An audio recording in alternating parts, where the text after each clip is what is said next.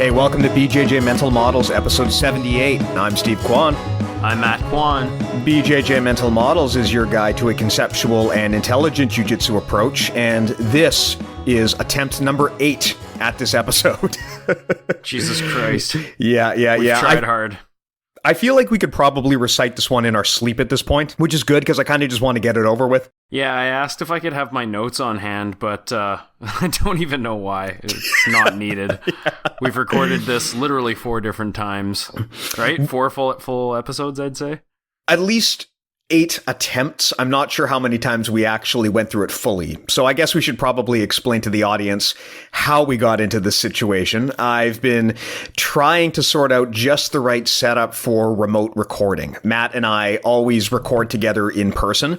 And because of that, it's generally pretty easy to get the audio at a good quality level once you get everything kind of working together. But this time around, we've decided we really want to master how to do this stuff remotely. And I thought, well, it can't be that hard, right? Every podcaster in the world does these remote interviews, but trying to get good audio quality when you're doing it remotely turns out to be shockingly hard. So we have tried basically every program under the sun that does remote recording. And I think we finally found one that does audio quality at a level acceptable enough to the point where it'll probably sound like we're in the same room. And if this doesn't work, I think I'm going to just kill myself. And that'd be the end of the podcast. Yeah. So mainly because you don't know how to publish them. Yeah, exactly. Can you show me and then kill yourself? Yeah, I'll put it in my will just to make it clear to everyone. So the topic, ironically, that we want to do is motivation. We received several emails from listeners discussing challenges with motivation, probably stemming primarily from the fact that everyone's just been off the mats for so long due to quarantine. And of course, everyone's life situation is different, right? For some people, Jiu-Jitsu is a full-time job. For other people, Jiu-Jitsu is a hobby. And if it's a hobby, and especially a hobby that you haven't been doing for very long, taking off those 2 months or however long it was can feel like a long time. And especially given concerns about the virus, a lot of people are, I think, a little bit reticent to jump back in. And even for the people who are ready to jump back in, I've heard a lot of people say that they're just having trouble getting their headspace back into the place where they want to do jiu-jitsu, especially after such a long time off. So what we thought we would talk about is how you can motivate yourself. Now, the timing is good because Matt had just recently drafted up and sent off an email to our newsletter about his sources of motivation. And we thought, well, we're lazy, so probably the easiest thing to do is just to reuse that word from word. Exactly. Just reuse the exact same script and just do it all over again. So maybe we can get going and start on the first 2 topics that you wanted to cover in terms of motivation. Yeah, so I was just thinking about, getting back to the gym after this whole COVID thing and thinking about feeling pretty unmotivated lying on the couch, and I am doing some writing and some studying and things like that. But for the most part, I've kind of completely gotten out of the groove after about 3 months of not regular training. I have been training, but not regular jiu-jitsu rolling training. And just thinking, how could I get motivated again to, like, let's say, do a tournament or even just getting into that groove of going 7 days a week. And I thought, where are some of the sources in my life that I've gotten motivation from? And we'll discuss them now. So the four that I came up with, and this is not limited to these 4, but there are other places you can get them from, but from failure, from regret, from inspiration, and from necessity. So the first one, getting motivation from failure, is basically just a reflection upon past experience. A great example is in Jiu-Jitsu. If you fail, like you lose a tournament, or if you are training and you lose a round, you can always get motivation from your losses, is specifically what I'm talking about. So, so many tournaments I've done, the ones that I've won, I haven't really learned as much as the ones I've lost, because when you lose, it exposes the holes in your game and it shows you where you can improve. And also, like for me, it also showed me strategies that my opponents were starting to do to me at the black belt level, and a lot of it was actually not very super fancy jiu-jitsu, but more just really strong fundamental pressuring uncomfortable positions. So yeah, I realized these guys are doing old school traditional jiu-jitsu on me, like positions like stack passing and jumping closed guard and old school pressure, pinning and passing. So after getting beaten by a few really good guys with that type of game, I've started to adopt it into my own game, and I've realized how difficult it is to pass with pressure, and B, how useful it is, because you basically funnel your opponent into a position where they're so uncomfortable that they have to either give you their back or give you their arm or their neck. So I'm definitely learning a lot from failures in my life, and it's the failures that kind of motivate me through the hard training sessions. Yeah, we've mentioned before how when things go well, usually it's nice to have things go well, but those aren't the moments that really stick with you. The moments that really stick with you and define you are usually when things go poorly, and how you respond to those poor situations, that's kind of what defines your character, and that's ultimately what defines your success. It's easy to do well when everything is going right, but how you respond when things are going poorly is really the thing that's going to make or break you over the long term. And in the context of jiu-jitsu, the thing about failure is Jiu-Jitsu is fundamentally scary. I mean, especially if you've never done it before. Everyone who's done Jiu-Jitsu remembers how scary it was in their first class or even their first few classes, because it just seems like such an uncomfortable, almost violent thing to be doing. But then, of course, after you've been doing it for a while, you realize it's really not so bad. And so it's a great example of how if you want to improve in life and get better and grow, you need to put yourself in situations where you could possibly be uncomfortable. And this ultimately means you have to put yourself in situations where you could fail. And that can be hard to do because nobody likes to fail. So it's very natural for people to seek out positions of comfort where failure isn't an option. And you see this all over life, right? At the workplace, for example, people often try to dodge challenging projects. They prefer to take on jobs that are easy, that they know they can do. But the problem is, if that's your strategy, then you're not going to be able to grow and take on new, bigger challenges. You're just going to basically be doing the same thing over and over and over again. So that fear of failure really prevents you from stepping into opportunities that would actually help you take it to the next level. Yeah, it's like that saying, you either win or you learn, right? That's a very old Jiu-Jitsu cliche, and I'm kind of sick of it, but it is true. A failure, if I was going to say, okay, my goal is to win this tournament, and then I go in and I don't win, maybe I come close, or who knows, maybe I even lose my first match and I never make it to the podium. Failure is kind of what you make of it. If it's life or death, winning that Jiu-Jitsu tournament is like that's your life and that's your end goal, is winning, maybe it's worlds or whatever it is, then it's going to be pretty difficult because only a very select few in the world win the world championships. So for me, realizing I'll probably never win the world championships, I know that failure isn't necessarily the outcome of a tournament, but more so to me, what failure is actually giving up and just not trying again. Seeing a tournament that I very well could sign up for, but I decide not to. That's sort of where I'm like throwing in the towel and I'm actually quitting. Because I'd like to compete years into the future. But if you lose a match or a tournament, and even if it's really heartbreaking, you can still gain a lot from that.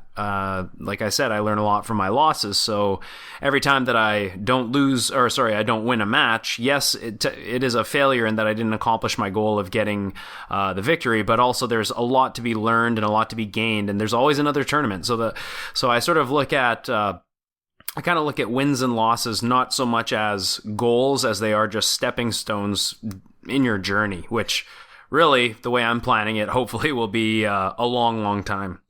Yeah, a loss is only a loss if you don't get anything out of it. If you go into a tournament with a goal in mind and you don't necessarily achieve that goal, you can still turn that into a win as long as you find some value out of it that you can apply next time. It's like we've said before, as long as you have this mindset of Kaizen, of continuous improvement, where you're trying to turn every opportunity into an opportunity to grow, then you never really lose, because as long as you get something out of it, that's that's a learning you can apply to the next time. This is, interestingly, something I read in a book a while back called The Lean Startup, a really interesting book, especially in the business community. But basically what they talk about, and I think it's just as applicable to Jiu-Jitsu, is that, your goal is not always to just like achieve this target result. Sometimes your goal is just to acquire knowledge. So if you do an experiment and the experiment fails, well, if you learn something out of it, you've improved your knowledge of the world. And this is knowledge that you can then use the next time. And that's not really a loss. That's actually a huge win. And you see this very much in Jiu-Jitsu as well, right? Where, maybe you lost at a tournament, but if you learn something that will profoundly improve your game from the next time, then you can't really call that a loss. And you wouldn't have received that learning opportunity if you hadn't put yourself out there in the first place. So very much like the scientific method, right? Where it's not always about doing an experiment and proving yourself right. Like, that's not the goal of a scientist, is I have this hypothesis and I really need to prove myself right. Like, really, it's okay if they prove themselves wrong. All they really want to do is improve knowledge of the world. And whether the result is positive or negative, if it results in increased knowledge, that's a win. Yeah, and actually something that I didn't mention in the previous recordings that kind of just came to my head is the idea of motivation from failure, in the sense of developing a new technique. So I've trained under Rob now for, God, I don't even know, like 6 years now, 5 years, 6 years. And of course, this fucking cat is scratching again. Are you going to leave this in?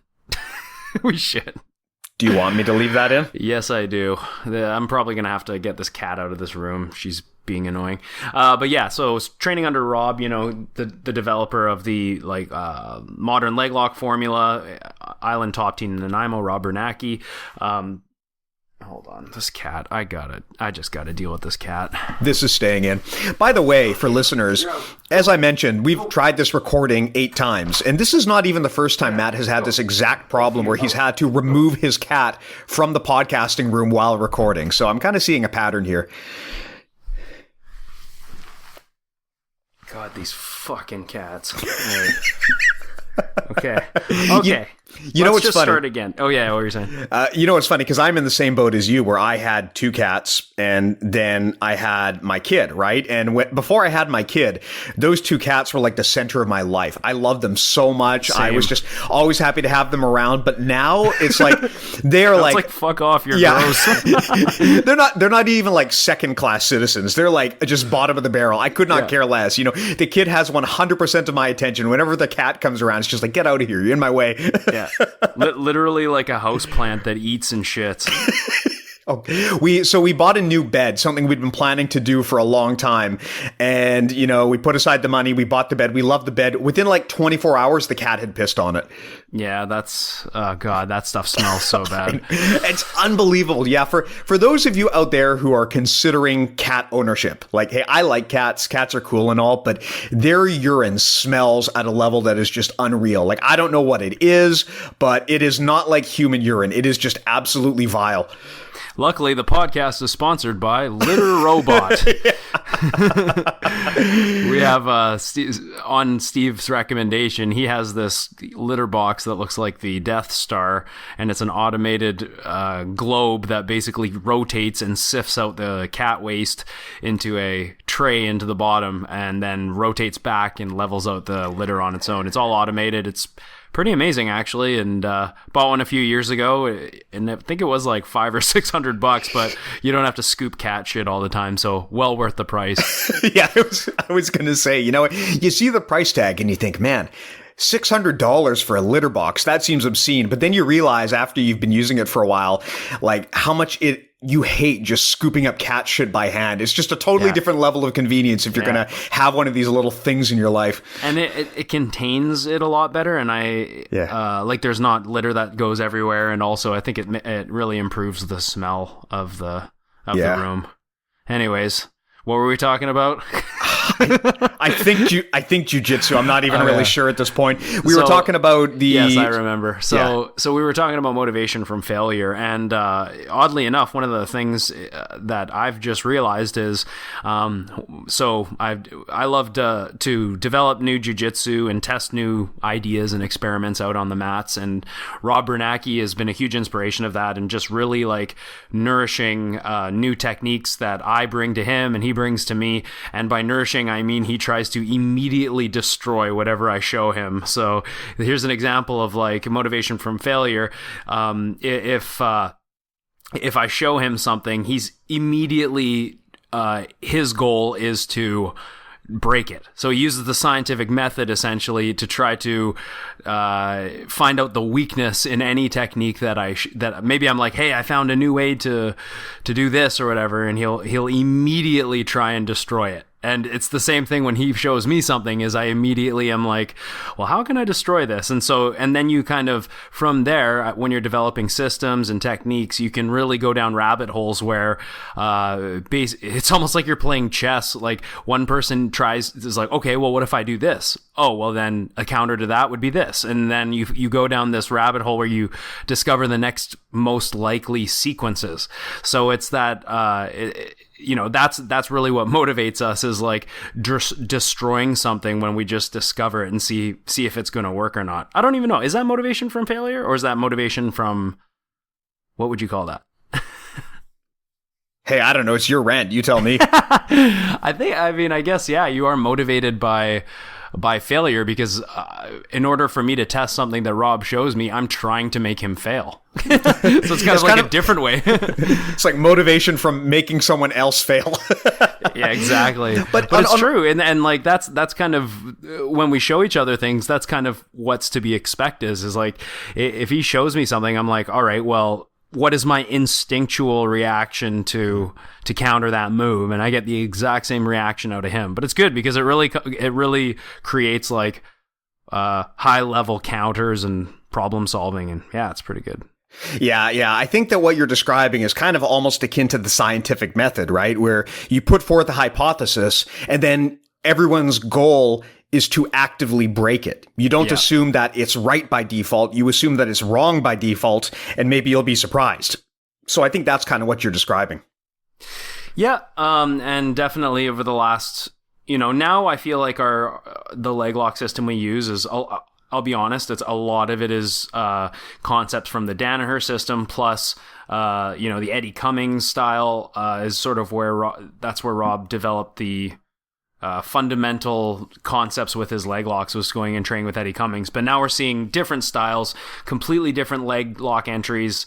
I've constantly been inspired by guys like Lachlan, Giles, Oliver Tossa, Ryan Hall. Some of the positions they play and how they get into some of these positions is, it just keeps changing. So yeah, seeing the way that these guys are doing things is also very motivating, because you're like, wow, there's actually new ways we can do this, Well, that's another reason why you have to try to actively break your own ideas, because the world is always evolving. And so if you just stick to doing things the same way you've always been doing them, then eventually you're going to get outpaced, right? Just look at companies like Blockbuster or Kodak, where they owned the entire world at some point. They just dominated an industry and they got complacent.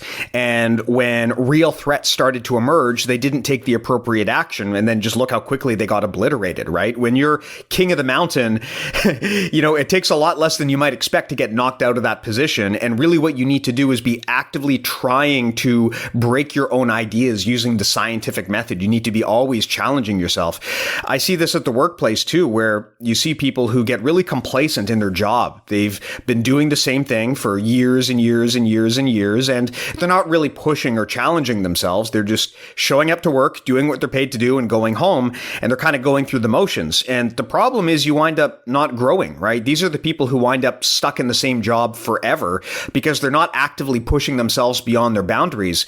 That's kind of where I've heard the saying that, what type of experience do you have? Do you have 20 years of experience, or do you have 1 year of experience 20 times?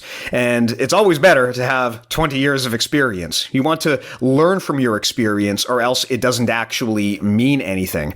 So that's why it's so critical not to get complacent, and to always try to actively break your own ideas, that's such a powerful vehicle for growing and improving your knowledge over time.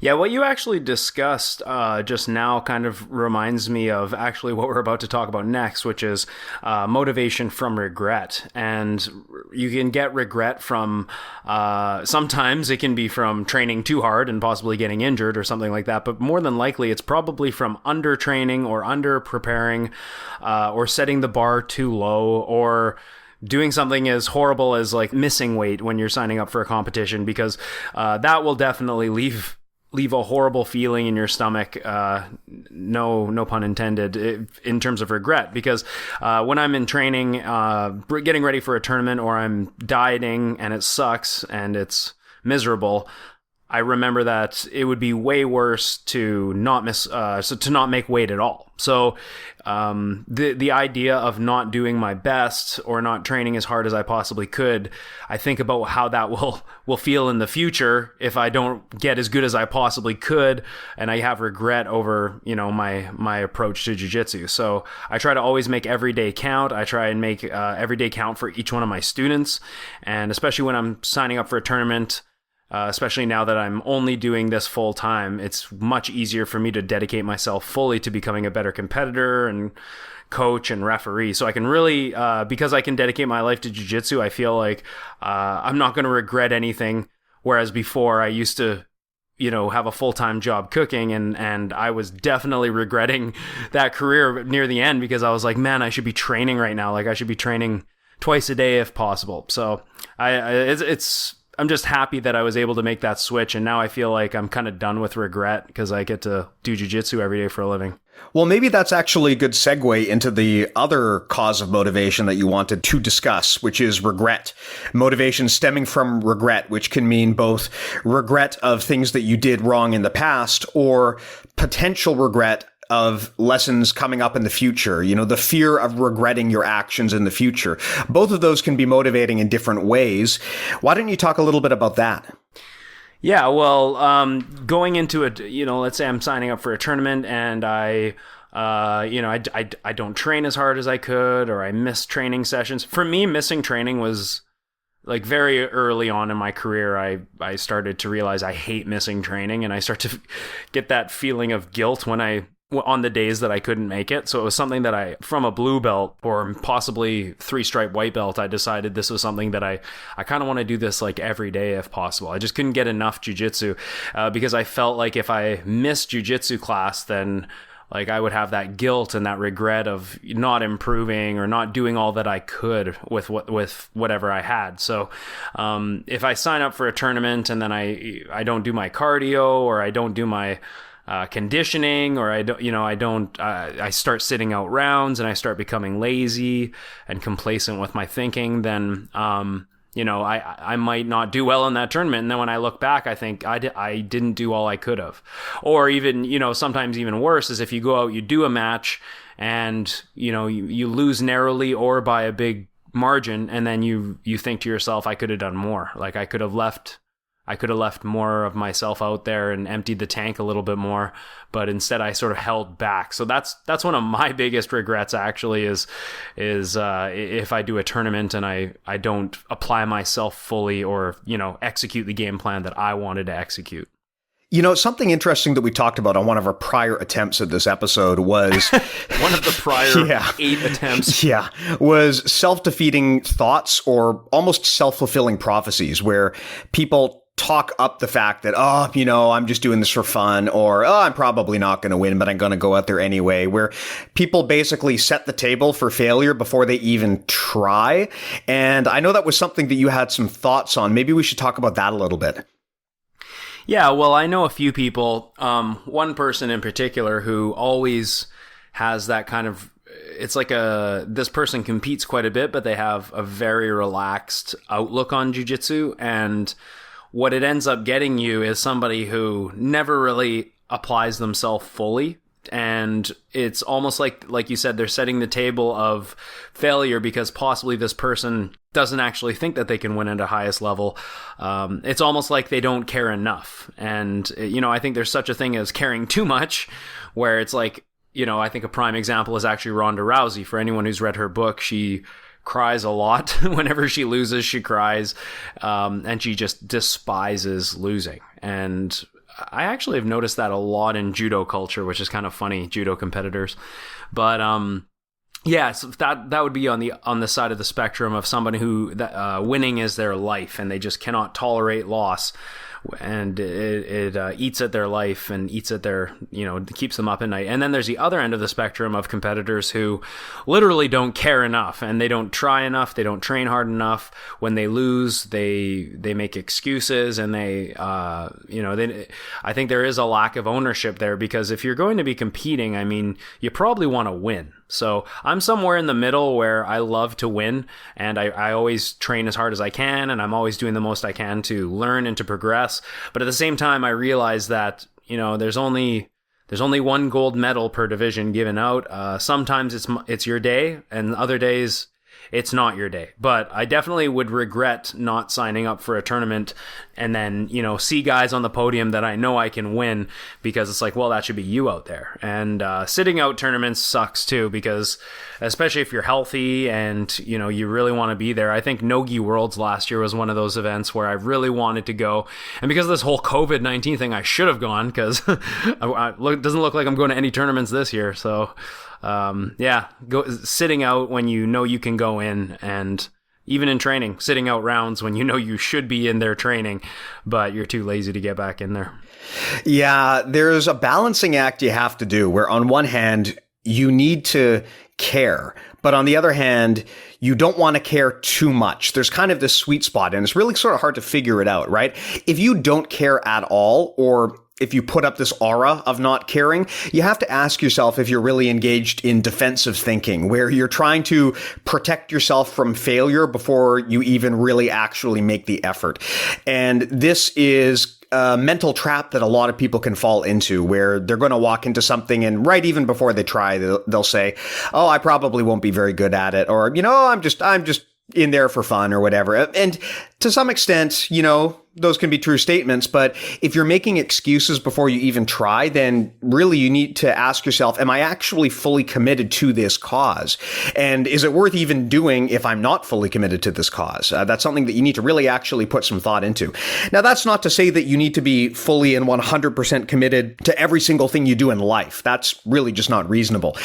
Some things you truly only do for fun. I like video games, but I only do that for fun. There's a limit to how much time I'm willing to invest in that, because it's just a hobby, right? So there's a threshold for everyone and for what they do, but there is also this degree of defensive thinking that you have to be wary of. Now, the flip side is caring too much, to the point where a loss can devastate you, to the point where you're not even able to participate anymore. That's a level of caring too much. And the way that I kind of mentally balance this dichotomy is I like to encourage people to focus on building good habits instead of chasing results. Because if you're constantly building good habits, then you don't really have anything to be ashamed of, because you're not necessarily married to the outcome of what happens. On the other hand, if you are married to the outcome of what happens, then if you don't get that outcome, the wheels can fall right off the bus, right? So rather than worrying about winning this tournament and defining my entire self-worth around whether I win, I would prefer to focus on the day-to-day habits that I need to execute that will set me up for that success, and defining myself by my ability to be consistent in those habits. Because if you're doing the right thing over time, you might not win this tournament, but you might win the next one, right? Wins and losses are not something that you can always fully control, but you can control the quality of your training and of the habits that you build. And I think that that's a very powerful mindset to have. First of all, because it encourages you to build good habits, but also it prevents you from getting overly married to the result.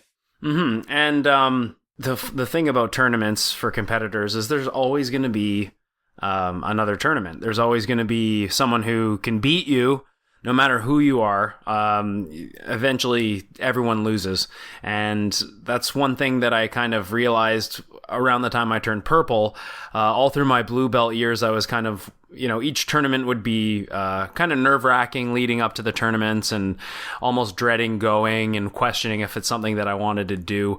But, you realize that there's always going to be another tournament. So win or lose, no one really cares anyways, especially if you're like blue belt and it's a local tournament.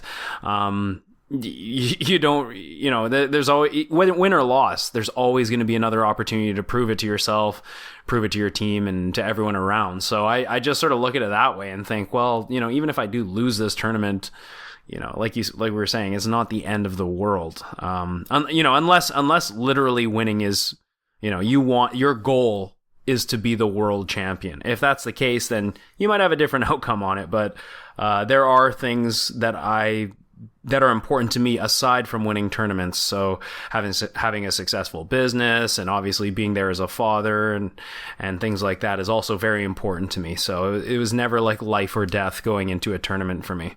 Yeah. And I would argue that even if your goal is to be a world champion or to have a specific outcome in a specific tournament, no one's saying you can't have those goals. It's definitely good to goal set and to have a target that you want to hit, but it's important not to get married to that target. It's better to get married to the habits that will lead to success.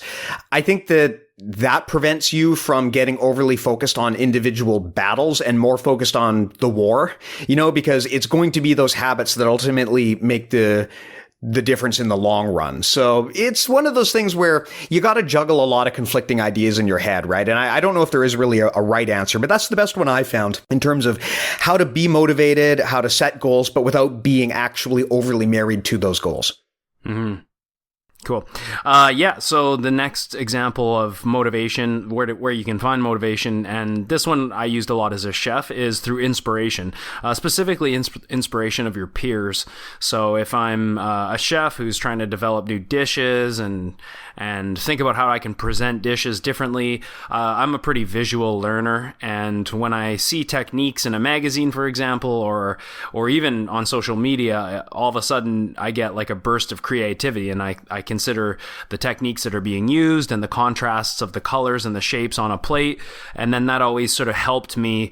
If I was designing dishes or a menu, it would always help me by looking at food and just thinking about food rather than just sitting there with nothing to work off of and just, coming up with stuff. So I find, what do they say about, there is a saying, imitation is the best form of flattery, but also there is the saying in Jiu-Jitsu where you never really invent anything. Like everything that you've discovered most likely has already been done. Maybe with some exceptions of like some really wild lapel style guards and things like that. But just by watching people do moves, you could develop entire systems. Keenan says a lot of the time that squid guard is basically the lapel plata position that I've seen Cobrinha use in since before 2010. He was using this type of lapel style guard. So he took that and developed entries, transitions, branching positions, control points, and also things like worm wrestling, just coming up with the lapel and wrestling from that position. So you can take something that you see and kind of, develop it yourself all the time just by sort of throwing your own spin on it and having different outlooks on it. So I think that's kind of why you'll see people, teach a seminar on something as simple as, say, an armbar. It's because they have developed they've taken something that they've seen and then they've developed their own details and their own entries and whatever. And that's kind of how you can create brand new things, is just by watching some of the best people doing jiu-jitsu in the world, watching what they're doing year after year. And what's wonderful about jiu-jitsu is that the sport is constantly, I've never seen a sport change so much as jiu-jitsu does. It literally changes every year. There hasn't been one year that I've done jiu-jitsu where things sort of stand still and I feel like there's not an opportunity to grow. Mm-hmm. Yeah. Inspiration is a fascinating form of motivation because, like you said, I know that sometimes people get kind of down on themselves because they don't want to feel like they're copying someone. But like you said, I mean, all of human knowledge is based on standing on the shoulders of giants and learning from the people who came before you, right? If you try to go it completely alone, you're really not making maximal leverage of all of the advantages that you have around you. So it's totally okay to look at what other people are doing and adapt it and make it uniquely your own. And to the example you gave about seminars, I mean, when I teach a seminar, that's how I love to do it. I don't like being that seminar guy who shows 12 different flashy techniques that are just exotic and weird and would never actually be used in reality. And I know that a lot of people feel pressured to do that when they do seminars because they want to show something that's different. And I guess they feel that people get more value for their money from that. But personally, that's not my stance. I mean, I've always felt when I'm either attending or giving a seminar, the most valuable thing you can do is a super, super deep dive into one or two, maybe seemingly simple things, and then just to explore those in a really, really deep level of detail and talk really about your thought process and the things that make that technique unique for you. So that's always the type of seminar that I prefer. I mean, some of the best seminars I've been to are ones where you're only showing like one or two different techniques and you're not going through this whole cycle of things that you're never actually going to use. And as far as inspiration goes, there's kind of I know that some people are a little bit hesitant to look to others for inspiration because I think there's kind of a tinge of jealousy there. I mean, and it's hard to fight that sometimes if you look at someone who's having a lot of success. You know, maybe you're running a business and you look at what someone else in your city is doing and technically they're your competitor and they're doing well. And, you know, it can be hard to be anything but jealous when you're competing with someone, but really that's a learning opportunity for you to take a look at what has worked and to use that as inspiration for yourself. You have to learn to kind of get over that mindset of scarcity. Something that you talked about, Matt, in the past was that you've got to learn to be happy for other people. And that's so important here because if you can't be happy for other people, then you'll never really be able to get inspired by other people. Human beings seem to naturally want to root for the underdog. So when someone achieves a lot of success, usually people are right there to try and tear them back down again, right? It's, you know, everyone likes to hate on the rich guy. But if you see someone succeeding, if you can learn to appreciate what they've done, you can learn those lessons yourself. So that's such an important part of learning is to have that abundance mindset where you can be happy for other people, not be threatened by them, and open your mind to the lessons that they can teach you. Oh yeah, absolutely. And actually, thanks for bringing up the example of a business, because that is an awesome example where if you're looking to get new leads in the door, and if you're a martial arts gym owner, you know how important it is to get new leads all the time. And I think your marketing will really reflect the type of people that you bring in through the door. And my advice for those who are maybe just starting a gym or, or just thinking about how they're going to target their audience, obviously you would, instead of just blanketing the market and trying to get as many people as you can, it's important to try and target people who are good leads, like ones that actually want to do jiu-jitsu, that will show up to their intro or their first class or whatever. They're not just signing up and then they're never going to show up. So it's like, how do I target those people? And, if you see something that your competitor is doing, that you're not doing and they're having success, then there's nothing wrong with sort of just taking a lesson from them and adopting a certain marketing style, or, maybe your ad is overcomplicated. Maybe you see one of your competitors with like an offer that really, you're like, hey, maybe I could do that, and I could see some return on that. So there's tons of different ways you can, from a business standpoint, you can, change the marketing of your gym and change how you get people through the door. And I've done that a lot, as someone who hasn't had a gym for very long, it's about 5 years now. I regularly will go to the gyms in the area. I'll go to their websites and sort of see, what does their website look like? How do they talk about jiu-jitsu? How do they describe themselves? What kind of, are they building their how are they building their web pages and things like that? What kind of information are they showing on the website? And you can really learn a lot from stuff like that.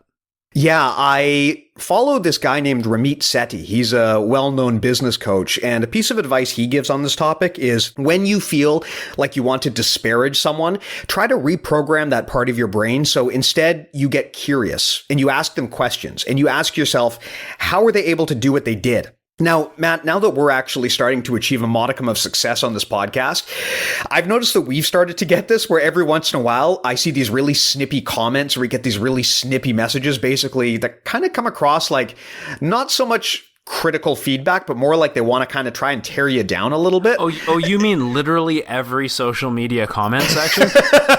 Well, you know what? Honestly, like I would say 99% of our listeners have been awesome, but it does happen, right? And you see this snippy attitude a lot all over the internet. And I don't know what it is. I don't know if it's the naturally impersonal nature of the internet, but it obviously shuts down discourse. And the other problem is it prevents you from thinking curiously. I mean, if you see someone who's being wildly successful, rather than creating this narrative in your head about what a bad person they must be and trying to take that out on them, why don't you just ask some genuine questions? You might learn something. And I think that's where that abundance mindset comes into play, because you have to learn not to be threatened by the success of the others. Life is not a zero-sum game where if someone gets something, it means that they must have taken it away from you or someone else, right? It is possible to grow the pie for everybody. That's what economics is all about, is creating growth for everybody and growing the entire pie so that even if you get a very small sliver of it, well, if the pie itself gets bigger, it's still better for you. So it is not always the case that someone else's success comes at your expense, and it's good to learn to look past that mentality and more towards how you can learn the lessons from those who have been successful. Yeah, but I think what's even more important is actually learning from people who aren't successful as well. Like I always, I mentioned this talking to my the kids the other day on the live stream. We're talking about how you can learn from other people and just by watching them, and part of it was learning from their mistakes, because there's another saying where what is it, the wise man learns from the other person's mistake, right? So you can learn a lot by watching and seeing what doesn't work for other people, and then think, well, I guess I'm not going to do that, right? If that's the case. Yeah, learning by counterexample. It's funny you mention that, because I remember I worked at this company for several years and I learned so much on that job, not because everyone there was brilliant. Actually, quite the opposite, because a lot of the people were totally stupid. And so watching what they did and thinking to myself, man, I never want to do that. I never want to make that mistake. Like, I learned so much about how not to run a business just by watching the people on that job. Yeah. And sometimes those counterexample lessons can be so much more valuable than just watching people doing things the right way, but just looking at how they did them the wrong way and just deciding you're not going to ever make that mistake yourself. Well, and during my journey, I've trained under some people that could be really good coaches, but in other ways, I didn't like how they treated people, and I didn't like some of their business practices. And so I kind of learned how not to treat people, so that one day, it was a pipe dream years ago, but one day when I do get a gym, I'm going to do something differently, and I'm going to, implement different strategies and ethics that I think people will tend to stick around a little bit more. And that's kind of my to your point about watching other people, how they market their businesses and how they, grow their businesses and things like that, is instead of thinking, oh, well, so-and-so down the street, it has more than me, and God, how come they're doing so good? I wish I could get those leads that they're getting and things like that. Well, you can look into how they're marketing, look into how they do different things, day to day in the gym, and how they teach classes and things like that, and take the lessons and then make your business as good as possible. So realistically, if people know who you are and they know that you do your job well and you're a good coach and you create a good atmosphere for people to train in, then, well, sometimes people will jump ship and come to you just because you are sticking to your authenticity and you're building a business the best way that you see possible. So a lot of the time people will see that and they will actually gravitate towards you. Like I've had quite a few leads come from other gyms, and a lot of it is not just my competition history, but because how I teach people, the systems that we have, how I treat people. I'm always willing to stay after and listen to people that have problems or questions or things like that. So if you're a really authentic person with good morals and ethics, then people will stick around, and there's no need to be jealous of somebody down the street. If you do your job properly, I fully believe that leads will be coming to you. Well, that's another great example of prioritizing habits over results, right? Rather than getting caught up on the result, which in this case would be getting all of the good leads, you're focused on building the right habits, which is running an ethical business and taking care of your customers. And if you do that every single day, then the results will eventually come. That's a far better approach than trying to chase leads or some other surface metric that isn't really going to set you up for long-term success. Yeah, it's like I'm gonna do things my way, and God help me. Hopefully, people will find it such a good training environment that they're willing to sustain my business for years to come, and hopefully, I can help them through their jiu-jitsu journeys as best as I can, and so it becomes a great symbiotic relationship. And I've seen people who are excellent teachers, excellent competitors, but because of the way that they treat people, they have a lot of turnover at their gym for many different reasons. And if people like your product and they like you as a person and they want to see you succeed, they're going to stick around. They're going to help you become a success because, they're willing to dedicate their time and their resources to you. Whereas if you are really good at jiu-jitsu, but you're a piece of shit, then people will come and then they'll reach a certain level. They'll probably learn your knowledge and then they might even leave or they might start their own business, which is also totally awesome. As a gym owner, that's one of my dreams, is to see students of mine leave and to open up their own businesses.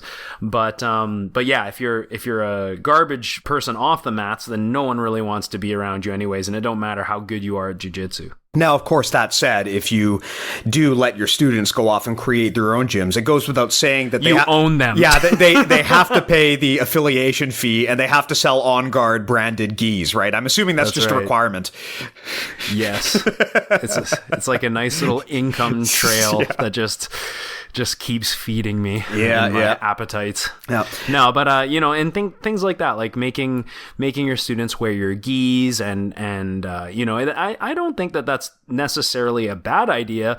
I think that it's a bad idea if you get the gi for a really cheap price and then, you charge a lot for it and you literally say you can't wear any of your other gis, I think there is a way that you can encourage gear without making it compulsory, and then that's when there's some ethics involved. But when you make it like you have to wear my gis, none of your gis that you already have you can wear, and it's going to cost, the gi is going to cost you like $225 or whatever. It's like, well, now we're getting into cash grab territory, and some people fall for that. Some people can't see the kind of scammage that goes on there, but a lot of people do see it, and it turns off a lot of people. So things like that, I don't like to do. Yeah. One other thing on inspiration that's probably worth pointing out is that inspiration is a type of motivation that you can give to other people, and it costs you nothing to do it.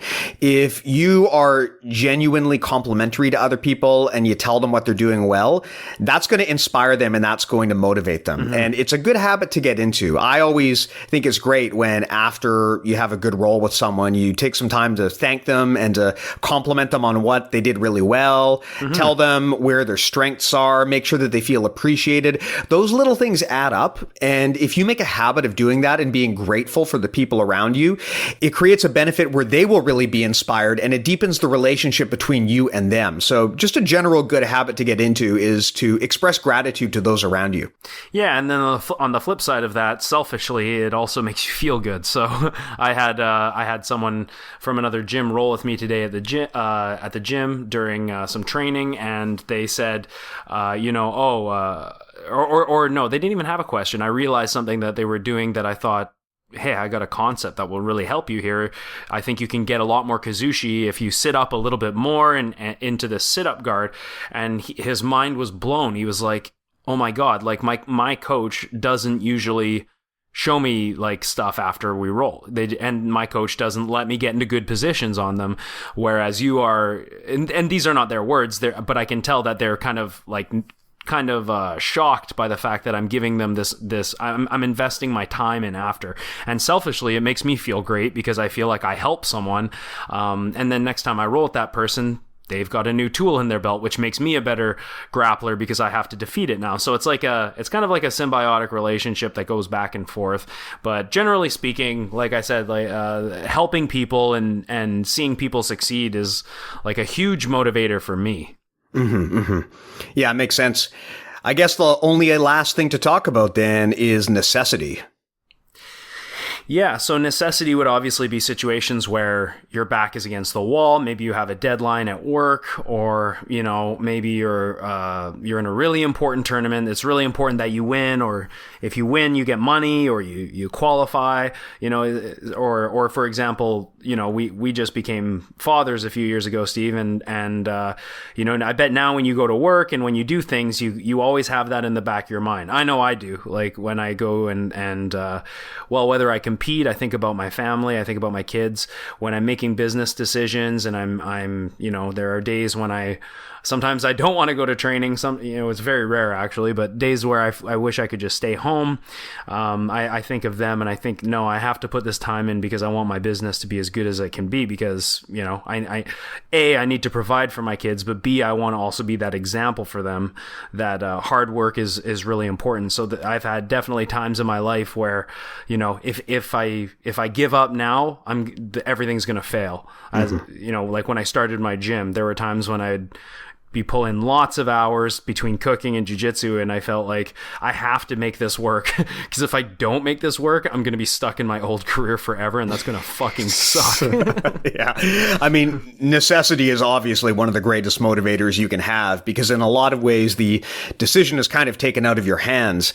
The interesting thing about necessity is that you can actually create artificial necessity to motivate yourself.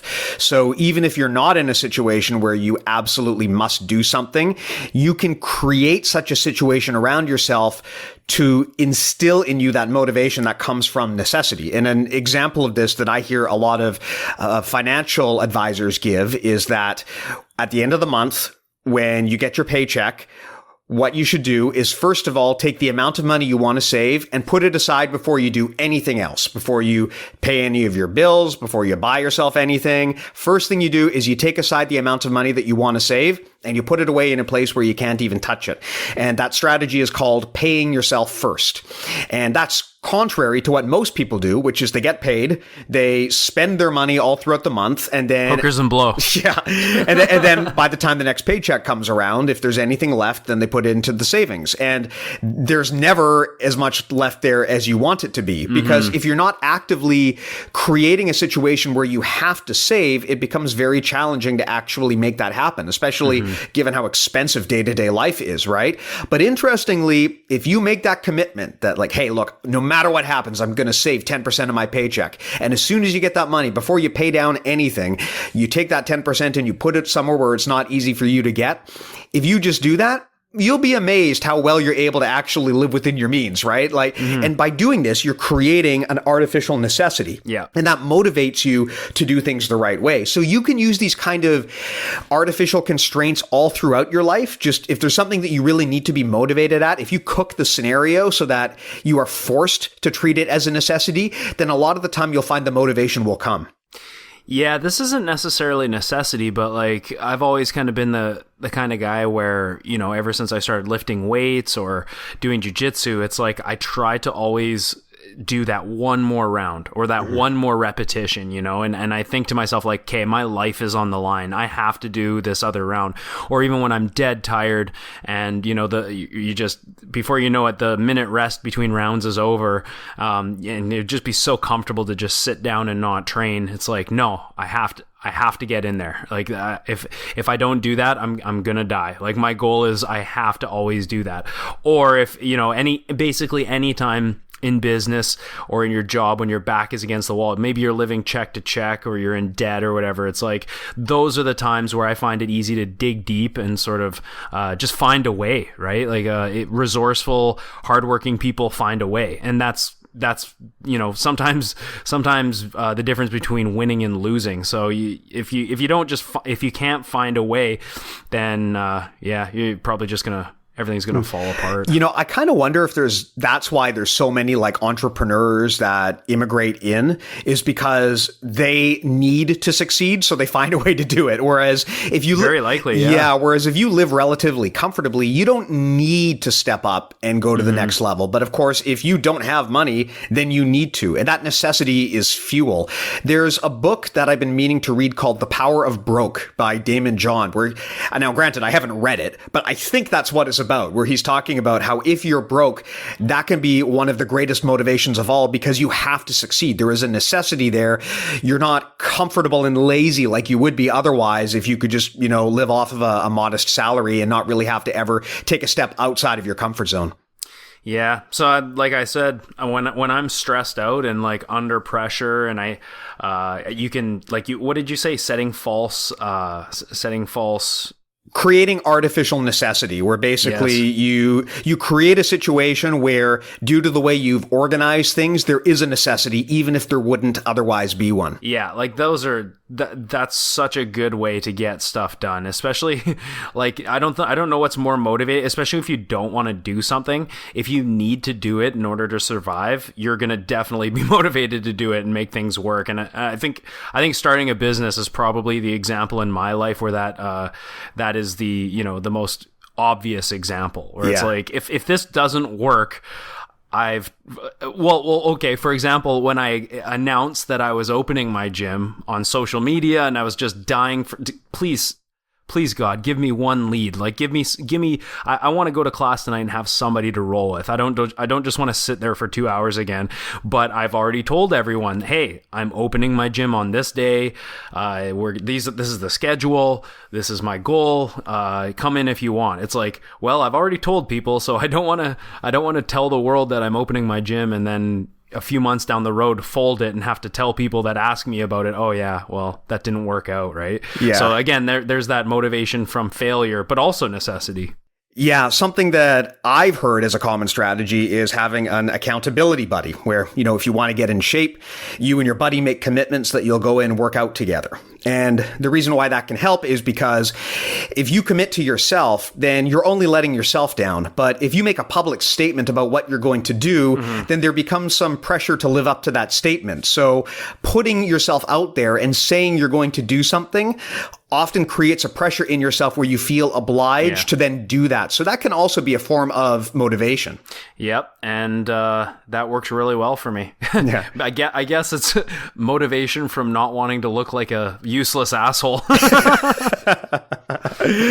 Well, a similar example, you were talking about your workouts, and Muhammad Ali had a great quote about this. He said, I don't count my sit-ups. I only start counting when it starts hurting. When I feel pain, that's when I start counting, because that's when it really counts. And that's a great quote, right? I've actually started thinking maybe I should structure my workouts around that too, because after you've been doing the same reps over and over again, it becomes pretty easy to do that, and your body gets comfortable doing that. And I started thinking, maybe rather than trying to bang out 10 reps, what I should do is bang out as many reps as I can before I get exhausted, and then start counting. That's good.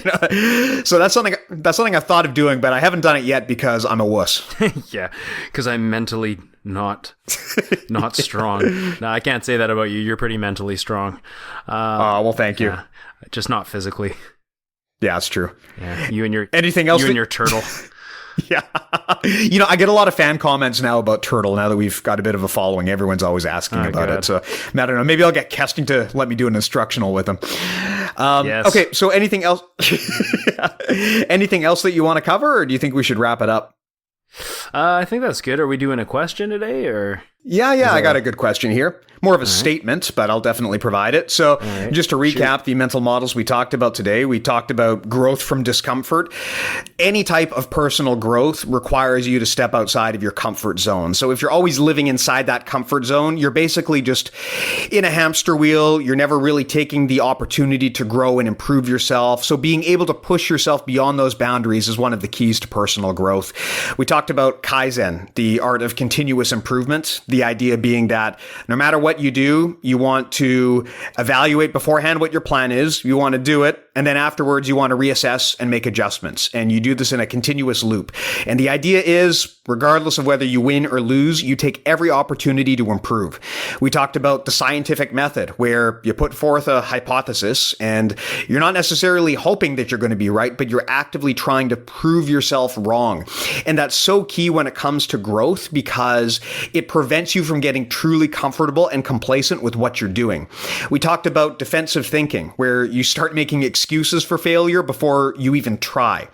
We talked about habits over results, a great strategy for long-term growth, where rather than obsessing over achieving certain target goals and defining yourself by whether you succeed at those goals, you focus and obsess on building quality habits and being consistent with those habits. And those habits are the things that will ultimately lead you to the results that you want. And we talked about the abundance mindset, meaning you need to learn to be happy for other people. You need to not look at someone else's gain as a loss for yourself, because if you want to learn from people, the best way to do that is to have an open mind to what they're doing. And it's hard to do that if you're jealous. So now, Matt, with that said, here is what our listener wrote in on. They wanted to talk about the submission as position episode that we did.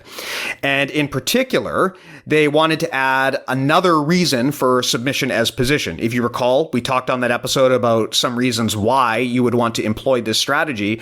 This person brought up another good reason, which is that submission as position is a way to move into and execute submissions with less risk of injury to your partner. This especially applies when going against a smaller, weaker, or lower skilled opponent. Furthermore, setting an example for lower skilled training partners, showing them that they don't need to be spazzy to get subs. This has been among the tricks up this person's sleeve, and this person is a bigger person and has said that they've got a lot of compliments for being able to roll with smaller people without much added risk of injury or unnecessary discomfort. So I think that's a great point, which is that beyond being effective just in the combat space, learning to turn your submissions into positions that you actually play gives you that kind of control so that you're not really risking seriously hurting a person. Because if you are playing your submission like a position, then you shouldn't need to just dive on something and crank with all your strength, right? You should be able to control it all the way through. So that's going to be safer for your training partner as well. Yeah, that totally reminds me of like getting a Kimura control and then just holding it and watching your partner just like, you know, kind of, if they don't know where they are, they kind of just freaking out and trying to escape. Funny, you know, we talked about that before on one of the previous recordings of this topic, but we sure did. Yeah, but the other day, like I had a guy, we were just rolling, and I had one hook in, and then I had an opposite body ride, so I had an S grip around his far shoulder as well as a hook on the opposite hip.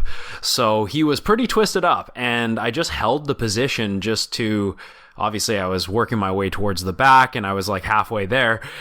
And his posture was clearly broken because I had his spine twisted, and he totally, you know, wasn't listening to his body, and he tried to essentially just contract his abdomen so that he improved his own posture through force, and he ended up popping his own rib. And I was just so that I tried to just hold it. Like I had his posture somewhat broken, but I wasn't like twisting his back or forcing a back take, and I just sort of held it there so that he could feel that his posture was broken, and his reaction was to just completely put way too much effort into his twisting when his body was already out of his posture was already broken. And yeah, he probably like tweaked his cartilage or something in between his ribs. But definitely I love this example because you know, definitely if you are so good at certain systems, whether it be a back control system, a leg attack system, or Kimura system, it's a real test and showing of skill if you can just hold that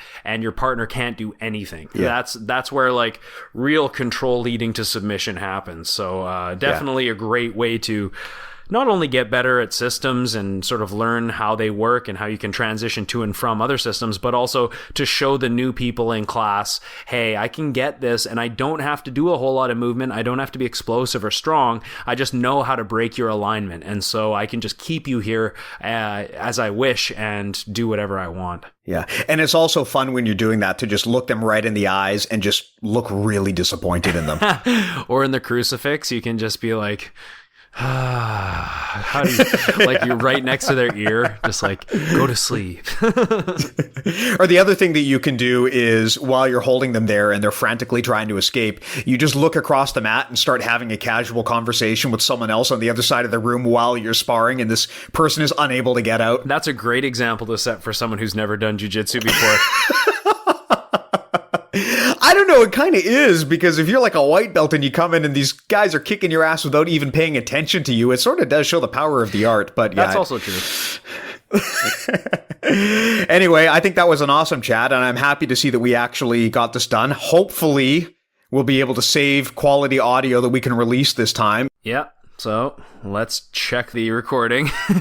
Yeah. Cross your fingers. Hopefully it came out okay. Well, let's get this done so I can do that. So just to recap this whole thing, of course, if you want to support us, you can go to patreon.com/BJJ Mental Models.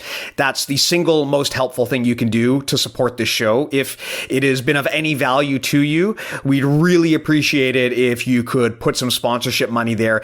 That kind of thing is what gives us the motivation to keep the show going and to provide it for free. Of course, we also provide a lot of incentives and benefits and extra content to people in the premium tiers. Additionally, you can go to bjjmentalmodels.com, our homepage. On there, we've got a database of all of the mental models we talk about here on the show, as well as a contact form that you can use to get in touch with us. You can go to bjjmentalmodels.com/store. That's where you can pick up our merch, including t-shirts, gi patches, and hoodies. And you can go to bjjmentalmodels.com/join, which is where you can sign up for our mailing list. You can also check us out on Facebook and on Instagram. Cool. Thanks a lot for the Patreon supporters. It really helps us out with the podcast and it motivates us. And to those of you who are just listening for free, we still love you. But just know that you're cheap and it pisses us off. We still love you, but we're disappointed in you. Yeah. We're not mad. We're just disappointed. Yeah. We love you enough that we attempted this episode 8 times, and hopefully I'm going to hit the stop button and listen to it back and find out that we succeeded. Yeah. Well, thanks for listening, guys. Really appreciate it. And we'll see you next time.